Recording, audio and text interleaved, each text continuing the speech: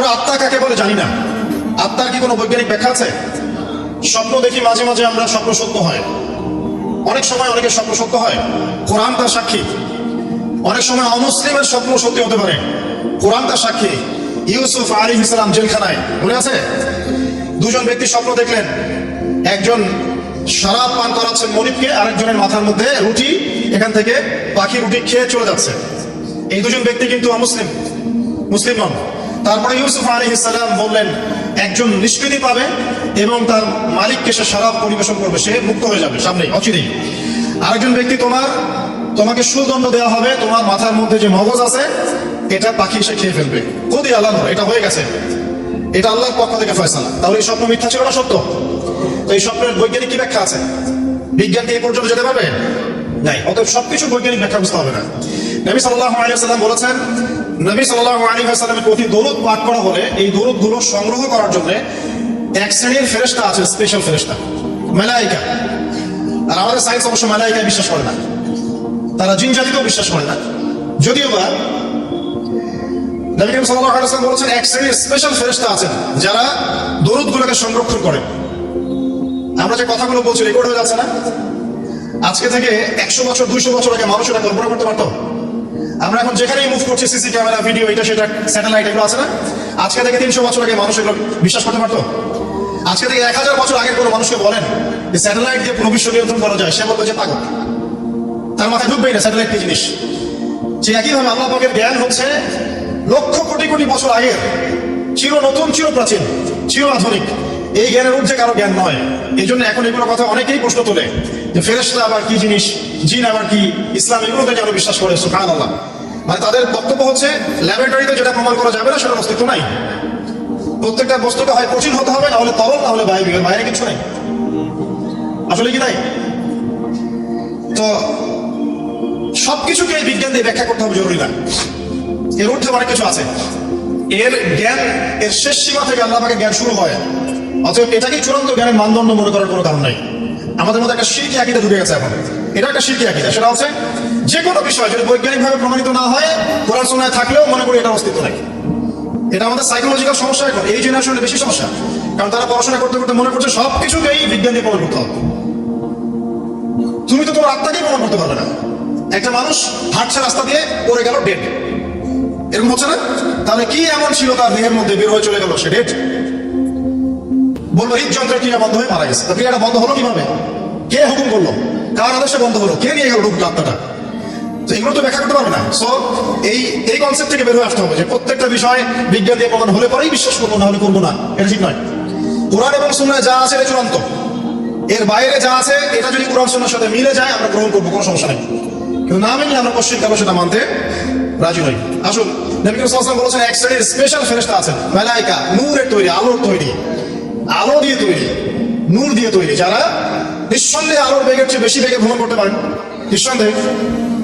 আচ্ছা, তো তারা স্পেশালি এই দরুদগুলোকে সংগ্রহ করেন, দরুদ এবং সালাম এটাকে সংগ্রহ করেন, করে নবী সাল্লাল্লাহু আলাইহি ওয়াসাল্লাম পর্যন্ত পৌঁছে দেন। এরপর আল্লাহ রাব্বুল আলামিন, আল্লাহ সুবহানাহু ওয়া তাআলার ইচ্ছায় নবী করিম সাল্লাল্লাহু আলাইহি ওয়াসাল্লাম এর জবাব দিয়ে থাকেন। একটু চিন্তা করেন যে আপনি মনে করেন আল্লাহ রাসূল সাল্লাল্লাহু আলাইহি ওয়াসাল্লামের দরজায় দাঁড়িয়েছে, কথার কথা মনে করেন যে তিনি জীবিত আছেন, কথার কথা আপনি তার বাড়ি চেনেন, তার বাসায় গেলেন, গিয়ে নক করলেন, গিয়ে নক করে বললেন আসসালামু আলাইকুম। এবার নবী সাল্লাল্লাহু আলাইহি ওয়াসাল্লাম ভিতর থেকে আপনাকে বললেন, কথার কথা ধরে নেন যে ওয়া আলাইকুম আসসালাম। এর অর্থ কি? ওয়া আলাইকুম আসসালাম অর্থ কি? আপনার উপরে শান্তি বর্ষিত হোক। আচ্ছা, আবার মনে করেন আপনি বাসার ভিতরে আছেন, আপনার বাসায় নবীজি এসেছেন সাল্লাল্লাহু আলাইহি ওয়াসাল্লাম, কথার কথা। এবার তিনি আপনার দরজায় নক করছেন, নক করে বলছেন আসসালামু আলাইক, তোমার উপর শান্তি বর্ষিত হোক। তো নবী সাল্লাল্লাহু আলাইহি ওয়াসাল্লামের এই যে দোয়া, তোমার উপরে শান্তি বর্ষিত হোক, এটা যে যত বেশি পাবে তার জীবনটা তত সুন্দর হবে না? অতএব যে ব্যক্তি যত বেশি দরুদ পাঠ করবে, যত বেশি সালাত প্রদান করবে নবী সাল্লাল্লাহু আলাইহি ওয়াসাল্লাম, ইনশাআল্লাহ তাআলা সে সচ্ছল হবে, টেনশন ফ্রি থাকবে, সুখে শান্তিতে পৃথিবীতে বসবাস করবে ইনশাআল্লাহ। আর সুখ বলতে আমি শুধুমাত্র চাকচিক্য বোঝাচ্ছি না, বাড়ি গাড়ি স্ট্যাটাস বোঝাচ্ছি না। সুখী হওয়ার জন্য টাকা যথেষ্ট না। অনেক সময় দেখবেন কোটিপতি মানুষ সুখী নয়, একজন ভ্যান চালক সুখী। সুখ টাকা দিয়ে কেনা যায়? সুখ বলতে মনের সুখকে বোঝানো হচ্ছে। আল্লাহ পাক আমাদেরকে বোঝার তৌফিক দান করুন। আমি যেটা বলতে চাচ্ছিলাম, জুমার দিনে বেশি থেকে বেশি নবীর উপর দরুদ পাঠ করতে হবে। কোন দরুদ পাঠ করব? একটা সংক্ষিপ্ত দরুদ হচ্ছে পড়তে পারি আল্লাহুম্মা সাল্লি ওয়া সাল্লিম আলা নবিয়িনা মুহাম্মদ, এটা পড়তে পারি। আরেকটা আছে আল্লাহুম্মা সাল্লি আলা মুহাম্মাদিন ওয়া সাল্লিম, এটা সংক্ষিপ্ত। আর যদি আপনার সামনে নবীর নাম উচ্চারণ করা হয় বলবেন সাল্লাল্লাহু আলাইহি ওয়া সাল্লাম। অথবা সবচেয়ে সেরা দরুদ হচ্ছে দরুদ ইব্রাহিম, আল্লাহুম্মা সাল্লি আলা মুহাম্মদ ওয়া আলা আলি মুহাম্মদ কামা সাল্লাইতা আলা ইব্রাহিম ওয়া আলা আলি ইব্রাহিম ইন্নাকা হামিদুম মাজিদ, আল্লাহুম্মা বারিক আলা মুহাম্মদ ওয়া আলা আলি মুহাম্মদ কামা বারাকতা আলা ইব্রাহিম ওয়া আলা আলি ইব্রাহিম ইন্নাকা হামিদুম মাজিদ। এটা প্রথম আমল, জুমার দিনে করবেন। এছাড়া প্রত্যেক দিন সকালে 10 বার এবং সন্ধ্যায় 10 বার করে দরুদ পড়বেন। তাহলে কি হবে? ইনশাআল্লাহ তাআলা আপনি, আমি, আমরা সবাই কিয়ামতের মাঠে নবী সাল্লাল্লাহু আলাইহি ওয়াসাল্লামের সুপারিশ পেয়ে যাব ইনশাআল্লাহ। সুপারিশ সম্পর্কে একটা হাদিস শুনিয়ে দেই, যথেষ্ট হবে ইনশাআল্লাহ। নবী সাল্লাল্লাহু আলাইহি ওয়াসাল্লাম বলেছেন, আমার উম্মতের যে ব্যক্তি, যে কোনো ব্যক্তি, নারী পুরুষ, সাদা কালো, বাঙালি, পাকিস্তানি, আফগান, সিরিয়ান, যেখানকার মানুষ হোক না কেন, যে কোনো ব্যক্তি, সে যদি শিরক না করে মারা যায়, আল্লাহর সাথে শিরক করে নাই, এই অবস্থায় মারা গেছে, নবী সাল্লাল্লাহু আলাইহি ওয়াসাল্লামের সুপারিশ তার উপর ওয়াজিব হবে ইনশাআল্লাহ। ইনশাআল্লাহ সে জান্নাতে যাবে যদি শিরক না করে মারা যায়। অন্য যে কোনো পাপ আল্লাহ যাকে ইচ্ছা মাফ করতে পারে।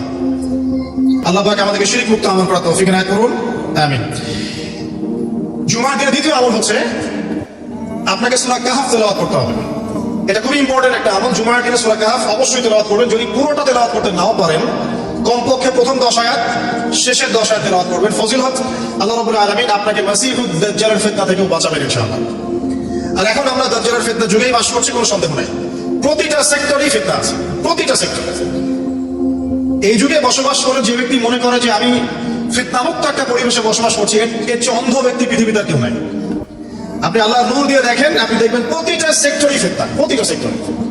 হোক সেটা কালচার, হোক সেটা এডুকেশন, হোক সেটা ইকোনমি, পলিটিক্স, ওয়ার্ল্ড অ্যাফেয়ার্স, পরিবার, যে কোনো জায়গায় দেখবেন ফিতনা, প্রত্যেকটা জায়গায় ফিতনা। তো এই ফিতনার যুগে বসবাস করে যদি আমরা নিরাপদ থাকতে চাই, তাহলে সূরা কাহফ তেলাওয়াত করতে হবে। কমপক্ষে প্রথম 10 আয়াত এবং শেষ 10 আয়াত। আল্লাহ পাক তৌফিক এনায়েত করুন, আমিন। আরেকটা আমল বলবো জুমার দিনে, সেটা হলো যে জুমার দিনে বেশি বেশি দোয়া করবেন আল্লাহর কাছে, কারণ ঈদের দুটো সময় আছে, এই সময় দোয়া কবুল হয়ে যাবে ইনশাআল্লাহ তাআলা। আরেকটা আমল বলতে চাই, যদিও সেটার সময় আপনাদের আজকে চলে গেছে, সেটা হলো জুমার দিনে যে ব্যক্তি সকাল সকাল গোসল করে, আমি আরেকদিন খুতবায় বলেছিলাম, সকাল সকাল গোসল করে, আর্লি মর্নিং মসজিদে চলে আসে, আতর সুগন্ধি ব্যবহার করে, উত্তম কাপড় পরে, সবচেয়ে সেরা কাপড়টা পরে। মসজিদে আসার সময় আমরা দেখি যে সবচেয়ে নর্মাল কাপড়টা পরে আসে, এটা ঠিক নয়। আমরা এখানে আল্লাহর সাথে সাক্ষাৎ করতে এসেছি। আপনাকে যদি আপনার গার্লফ্রেন্ড এখনই ডাকে কফি হাউসে, আপনি সবচেয়ে সেরা পোশাকটা পরে যাবেন, তাই না ভাই? তার মানে যাওয়ার অভ্যাস আছে। বা কোনো বিশেষ ব্যক্তি যদি আপনাকে ডাকে, এমপি হোক, মন্ত্রী হোক, বা কোনো ব্যারিস্টার, কোনো স্যার, কোনো জজ, আপনাকে একটা কনভারসেশনের জন্য ডাকলো, আপনি সবচেয়ে সেরা পোশাকটা পরে যাবেন, তাই না?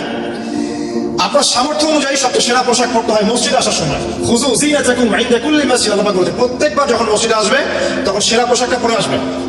তো জুমার দিনে সবচেয়ে উত্তম পোশাক পরে আসবেন। আসার পর সকাল সকাল গোসল করে সুগন্ধি ব্যবহার করে পায়ে হেঁটে যে ব্যক্তি আসে এবং ইমামের এই যে কাছাকাছি বসে, ইমামের কাছাকাছি বসার পরে খুতবা মনোযোগের সাথে শ্রবণ করে এবং খুতবার মাঝখানে কোনো কথা বলে না, কাউকে ডিস্টার্ব করে না। এরপর ইমামের সাথে নামাজ আদায় করে এই ব্যক্তির আমলনামায় যে নেকি লেখা হবে, নবীজি বলছেন সে যে প্রত্যেক পদক্ষেপ ফেলে এখানে এসেছে, তার বিনিময়ে, একটা পদক্ষেপের বিনিময়ে 1 বছরের নফল রোজা আর 1 বছরের নফল তাহাজ্জুদের নেকি তার আমলনামায় লিখে দেওয়া হবে ইনশাআল্লাহ। এই কাজগুলো আমরা জুমার দিন খুব সহজেই করতে পারি। আল্লাহ পাক আমাদের জুমাকে মূল্যায়ন করার তৌফিক দান করুন। আর দেখবেন আমরা জুমাটাকে উপলব্ধি করি কিভাবে, এনজয় করি কিভাবে। এই দিনে বিয়ের অনুষ্ঠান, এই দিনে পার্টি, এই দিনে ডিজে, এই দিনে অমুক, এই দিনে সাউন্ড বক্স বাজতেছে, এই দিনে পিকনিক, এই দিনে বনভোজন। জুমার দিনের ফজিলতটা যে অনেক বেশি, এটা শয়তান আপনাকে দুনিয়ার চাকচিক্য দিয়ে ভুলিয়ে দিয়েছে। দুনিয়ার চাকচিক্য দিয়ে শয়তান আপনাকে জুমার ফজিলতটা ভুলিয়ে দিয়েছে। মনে রাখবেন, যত কাজ জুমার দিনের বাইরে। জুমার দিনটা হচ্ছে আমাদের সংস্কৃতি, ইবাদত করার সংস্কৃতি। একটা কথা মনে পড়লো, বলে ফেলি, যে একটা বিষয় মাথায় ঘুরপাক খেত সবসময় ছোটবেলা থেকে, যে আল্লাহ পাক ইসলাম কেন নাজিল করবেন, মানে ইসলাম আমাদেরকে দিয়েছেন কেন আল্লাহ রাব্বুল আলামিন। আমরা জানি এটা কমপ্লিট করা লাইফ, সব বিষয়ের সমাধান আছে, এভরিথিং ইজ অলরাইট, কিন্তু একটা মনের শান্তি পাওয়ার মতো উত্তর পাচ্ছিলাম না। উত্তরটা আমরা এই বয়সে এসে বুঝতে পারছি, সেটা হচ্ছে আল্লাহ পাক আমাদেরকে দ্বীন ইসলাম দিয়েছেন কি জন্য জানেন? যাতে আমরা জীবনটাকে উপভোগ করতে পারি, জানেন? যাতে করে আমরা জীবনটাকে উপভোগ করতে পারি এবং জীবনটা উপভোগ করে পরকালেও জান্নাত পেতে পারি। এখানকার প্রত্যেকটা হেদায়েত যেটা আল্লাহ দিয়েছেন ইসলামে, প্রত্যেকটা উপভোগ্য। দেখবেন আপনি ইসলামী পরিবার গড়েন, পরিবারটা আপনার সুকুন শান্তির জায়গা হবে। ইসলামী সমাজ গড়েন, সমাজ তো শান্তির হবে। ইসলামী অর্থনীতি মেনে চলেন, দেখবেন আপনি ইকোনমিক লাইফে ভালো আছেন। ইসলামিক পোশাক পরেন, আপনি হ্যান্ডসাম থাকবেন। নবীর মতো ঘুমান, আপনার শরীর ভালো থাকবে। তার মতো খান, শরীর ভালো থাকবে। প্রতিটা বিষয় দেখবেন লাইফকে এনজয় করার জন্য দেওয়া হয়েছে। ইসলামের বাইরে গেলেই এমন কিছু আমাদের মধ্যে ঢুকে যাবে যেটা আমাদের দুনিয়ার ক্ষতি করবে, পরকালকে নষ্ট করবে। আল্লাহ পাক আমাদের হেফাজত করুন, আমিন।